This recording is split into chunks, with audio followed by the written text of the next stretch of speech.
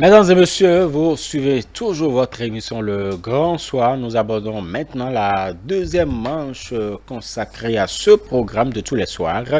La suite, c'est cette phase informationnelle constituée de la revue du quotidien Le Matinal, l'écho des médias et puis par à coup direct sans oublier le 19h. Et c'est avec vous, Brunel Mérinado aussi, bonsoir. Bonsoir Romiad, bonsoir aux amis téléspectateurs. Nous y allons tout de suite avec le quotidien Le Matinal. On peut lire à sa une ce lundi: fin de formation de militaires, policiers et forestiers. 1100 recrues pour relever le défi de l'insécurité. C'est à la page 4 du quotidien que vous lirez les détails.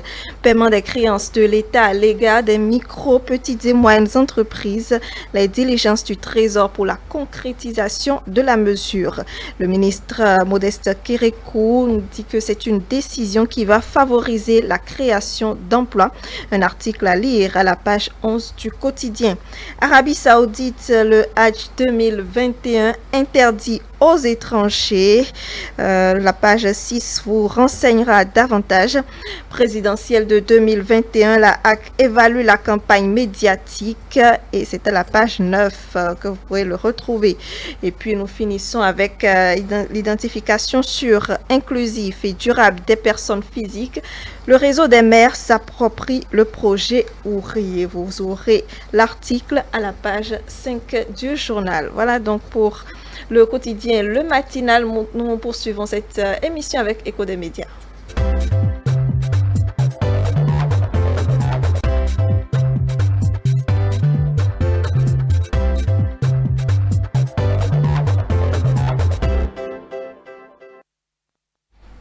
Ce lundi, nous sommes avec le directeur de publication du Grand Matin. Bonsoir DP. Bonsoir, cher consoeur Brunel. Comment vous bonsoir, Romial Longwi. Bonsoir à vous. Bonsoir à tous les téléspectateurs. Tout à fait.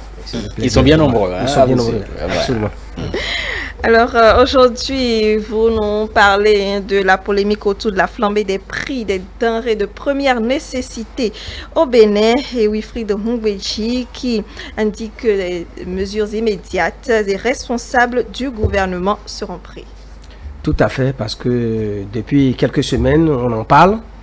Ça défraie la chronique. Absolument. La flambée des prix des denrées de première nécessité sur le marché. Et je crois que pour un gouvernement responsable, il n'était pas normal que les dirigeants restent, silencieux, ne s'en préoccupent pas.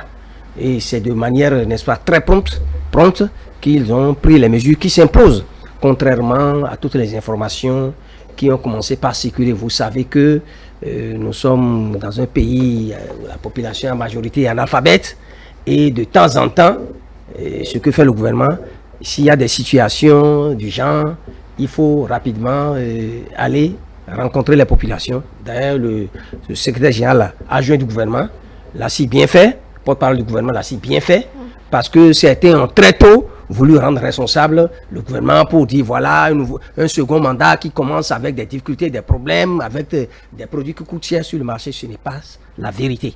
Donc, je crois que nous avons pensé qu'il est très important que nous en parlions cette fois-ci, non seulement pour évoquer les causes, mais pour montrer que contrairement à ceux qui ont commencé par lancer des alertes, par dramatiser la situation, il n'y a pas péril en la demeure. Voilà. Et quelles mesures vous avez retenues de manière concrète après la sortie? C'est très important parce que face à la situation, le porte-parole du gouvernement a cité quelques causes, parmi lesquelles la rareté des pluies, ça c'est normal.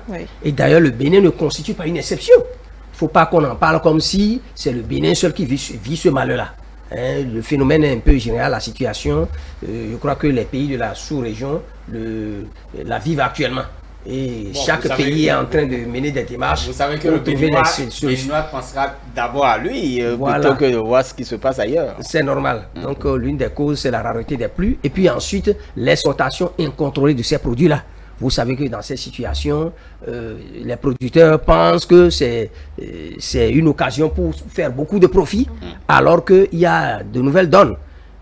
Je ne veux pas aller dans les détails, mais récemment, il n'y a pas longtemps, il y a eu l'ouverture de la frontière, des frontières bénino-nigériennes qui ont été fermées pendant longtemps, et puis d'autres facteurs exogènes qui ont fait que certains acheteurs ont envahi les marchés béninois pour venir acheter ces produits-là afin de constituer des stocks de sécurité. Bon, c'est vrai que dans des situations pareilles, chacun cherche à se tirer d'affaire. Mais il est question que nos producteurs prennent conscience de la situation pour dire que, attention, nous n'allons pas le faire ainsi pour entraîner la famine pendant que le gouvernement continue de faire des efforts pour faire la promotion de l'agriculture, pour faire en sorte que notre économie soit toujours l'une des premières économies et favorise notre pays. Donc, dans ces conditions, les nouvelles mesures, le mécanisme que le gouvernement a mis en place, c'est d'abord la sensibilisation. Voyez-vous, c'est très important. Oui. Le gouvernement n'est pas allé avec le bâton pour faire le gendarme, pour réprimer les producteurs. Mais ce que nous avons entendu du porte-parole du gouvernement, c'est que le ministre de l'Agriculture et le ministre du Commerce, son homologue, ont été instruits pour poursuivre la sensibilisation à l'endroit des producteurs, pour leur faire comprendre que vous ne devez pas laisser ces produits-là aux acheteurs étrangers, mais comprenez que face à ces situations-là, nous devons d'abord penser à notre pays.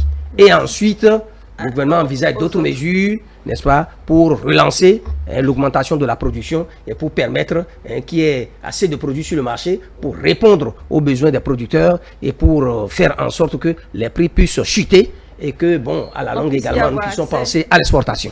Facilement. Ouais. Alors, deuxième sujet, donc, c'est le délai court désormais pour le paiement des créances de l'État au MPME. Un signal fort, vous nous dites, un signal hautement social. Voilà.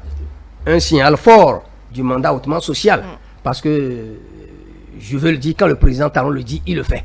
Donc, lorsque le président Talon dit ce second mandat sera hautement social, il ne veut pas attendre 1 an, 2 ans ou à la fin du mandat pour dire bon, voyez, vous aurez maintenant le concret. Non, il a commencé tout de suite, n'est-ce pas? Parce que déjà à ce niveau, vous savez, les micro, petites et moyennes entreprises sont pourvoyeuses d'emplois. Et il faut qu'il y ait des conditions favorables pour permettre à ces entreprises-là d'émerger. Et là, c'est en faveur du personnel, mais en faveur également de la population. Puisque nous disons tous aujourd'hui que la question de l'emploi, c'est un problème crucial. C'est vrai que le gouvernement attend très longtemps avant de entrer en possession de et ce qui est la nouveauté, la nouvelle donne, c'est que c'était à 90 jours. En temps, il y a une loi qui a ramené ça à 60 jours. Mais aujourd'hui, lors du dernier conseil des ministres, le gouvernement a encore fait un grand pas en ramenant, n'est-ce pas, ce délai-là à 30 jours. Donc désormais, lorsque ces prestations sont fournies au sujet des créances-là, les factures sont déposées en 30 jours. Je crois que les micro, petites et moyennes entreprises pourront rentrer dans leur fonds. Et je crois que c'est une bonne nouvelle pour leur personnel. C'est une bonne nouvelle également pour la jeunesse béninoise, parce que là également, il y a espoir que bon, certains vont trouver de l'emploi et c'est bien pour le Bénin. Nous finissons avec le BEPC qui a démarré aujourd'hui. Vous avez sûrement fait quelques constats dans les CEG, dans les centres de composition aujourd'hui. Oui, je dirais que de très bonnes dispositions ont été prises. Nous ne pouvons que saluer les efforts consentis par les enseignants, par les chefs d'établissement et également les candidats qui se sont bien préparés pour ces examens. Et je crois que si vous suivez aujourd'hui dans les différents centres, il n'y a pas eu de perturbation, oui. Et les candidats sont arrivés à temps. Ça suppose qu'un travail a été fait au préalable. C'est vrai que cette année, la particularité est que le nombre de candidats un peu en baisse. Oui, en baisse par rapport à l'année dernière. Cette année, c'est 145 934 candidats, alors que l'année dernière, c'était 149 348 en 2020. Donc, ça fait environ 3 500 de moins. Et cela est dû, n'est-ce pas, au fait qu'on a introduit une plateforme EducMaster pour les inscriptions. L'inscription qui se fait désormais en ligne. Un peu les candidatures fantaisistes, inopportunes. Et si vous écoutez le ministre des enseignements secondaires, techniques de la formation professionnelle, le gouvernement a vraiment pensé, c'est une idée ingénieuse et ça a permis de limiter certaines candidatures pour nous permettre un peu d'avancer. Nous voulons un État moderne, nous voulons une société moderne. Il faut que nous marchions, n'est-ce pas, à ce rythme-là. Donc cet effort a été fait et c'est compte tenu également du taux de réussite de l'année dernière qui est de 51,19%.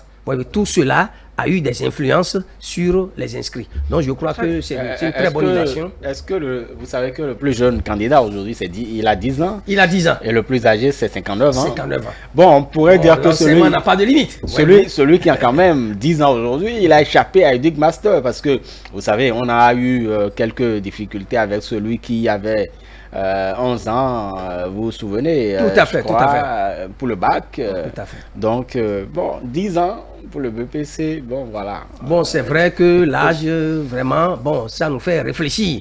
Hein, ça nous fait réfléchir, mais nous ne pensons pas, nous n'agissons pas aujourd'hui uniquement pour le présent, mais nous travaillons dans ce temps-là également pour le futur. Oui, d'accord? Donc nous pensons que, bon, chemin faisant, il va se mettre au pas.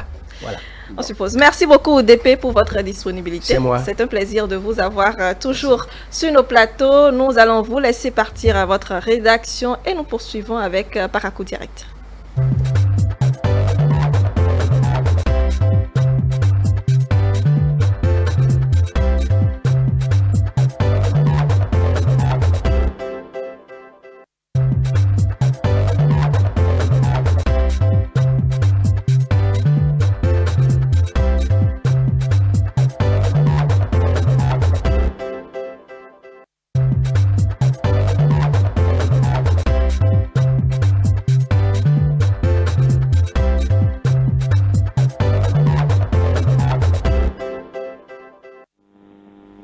Léon Baton-Hérault, bonsoir.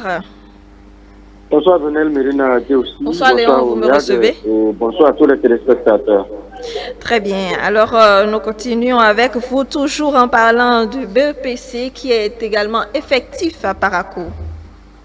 Ah oui, le brevet d'études du premier cycle, c'est un examen national. Aucune région du Bénin ne pourrait l'organiser pour elle seule. C'est donc un examen qui se déroule simultanément dans toutes les villes du Bénin.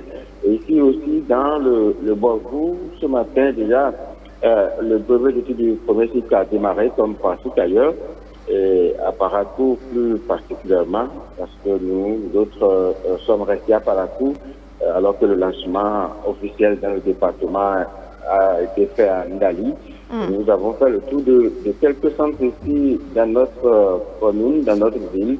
Et il y a que le lancement officiel ici à Paracou a été fait au CG Alvarita et il y a quelques autres centres, comme je disais, qu'on a pu visiter et quelques informations qu'on a pu collecter de la direction départementale en charge des enseignements secondaires, donc techniques et de la formation professionnelle. Oui. Ici à Paracou, on a, dans le Borgou, je vais dire en général, les statistiques, il faut savoir qu'il y a 12 017 candidats qui ont effectivement répondu déjà ce matin pour prendre part aux épreuves écrites du brevet d'études du premier cycle, alors qu'il y en avait 12 263 inscrits, parmi lesquels on a 3 candidats. Des candidats donc qui sont des aveugles, pardon, parce que vous savez, il y a un centre spécial ici qui forme les aveugles et malvoyants et il y en a 3 qui sont au BPC cette année. Et il y a quand même assez d'absence, on a noté près de 246 absents sur le taux de personnes qui se sont inscrites. Et ici, donc, à Paracou, les tours qu'on a pu faire, il y a quand même que tout se passe bien. Le matin déjà, il y a peut-être quelques surveillants qui ont manqué à l'appel, qui se sont inscrits pour être à l'examen, mais qui n'ont pas répondu présent. Un peu comme on l'a constaté au lycée Mathieu Bouquet, il y a notamment quelques surveillants-là qui n'étaient pas là. Systématiquement, il y en a qui attendent. Et quand il y en a qui ne viennent pas, ils sont automatiquement donc remplacés. À Bemaga, qui est un centre de composition, là, au démarrage, c'est un candidat qui a senti un petit malaise, peut-être comme l'infirmier l'expliquait, c'est dû à un peu de stress, peut-être que ce n'est pas habituel pour lui, même s'il y a eu des examens blancs, mais ça arrive, hein, l'émotion l'emporte parfois, mais bon, il a été pris en charge. Et si ça ne passait pas et que l'on devrait donc arrêter à ce niveau-là pour cet enfant, pour ce candidat, il y a la phase de l'affection des malades qui vient bientôt. D'ailleurs, pour tous les absents aussi, s'il y en a qui ont des preuves valides, des justificatifs de maladie ou d'autres raisons qui pourraient expliquer leur absence, est validé par donc le ministère. il y a la session de remplacement que l'on appelle communément la session des malades qui viennent et vont composer. Mais des explications données aussi, un peu comme le disait votre invité aussi, c'est la réforme fondamentale avec la plateforme Medic Master qui a limité un peu les désordres, un peu de fraude qu'on observait. Et quelques jours plus tôt, je crois qu'on en parlait, je soulignais qu'il y a des candidatures qui ont été refusées parce que, imaginez-vous, quand vous êtes élève en classe de 4e, vous faites une fois, deux fois, vous ne passez pas, vous retrouvez des types d'élèves qui se retrouvent dans un autre établissement en 3e et qui va au PPT. Et ça ne fait que tomber un peu les taux de réussite parce que on a généralement des taux d'échec importants. Il y a de ces cas-là qui s'infiltreraient ou bien des candidats libres qui n'ont qu'un niveau de 5e qui vont au BPC. Ça existait, mais aujourd'hui avec le Medic Master, il y a la pagaille qui s'arrête et quand vous n'avez pas fait la 3e fois, votre inscription n'est pas validée. Je crois que voilà en gros ce que je pourrais dire de BPC qui a démarré à Parakou ici, comme partout dans les autres villes du Bénin, les centres de composition. Alors, Léon Baton-Héros, en 30 secondes, qu'en est-il des dispositions prises contre la COVID-19, étant donné que nous sommes toujours dans cette situation, et également des irrégularités qui auraient pu être constatées? Oui, Brunel, quand vous allez dans les centres de composition, déjà le dispositif de lavage de mains, il est systématique. Aussi, à côté, il y a les gels hydroalcooliques et les cache-nez, parce que là, c'est systématique et la disposition des candidats le montre aussi clairement que, oui, on est en période de COVID-19 et les gestes barrières sont rigoureusement respectés. Très bien. Merci, Léon Baton-Héros. On vous laisse et on vous retrouve demain pour un autre sujet. Mesdames, Messieurs, nous laissons à présent place au journal et je vous retrouve dans 2 minutes.